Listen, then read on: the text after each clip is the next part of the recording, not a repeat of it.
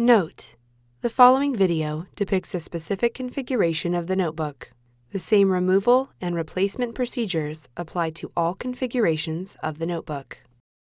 Before you begin, remove the battery, memory cover, optical drive, hard disk drive cover, wireless module, hard disk drive assembly, keyboard, top cover, speakers, fan, and system board.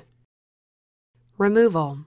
Using a non-metallic flat-bladed tool, carefully release the RTC battery from its socket on the system board.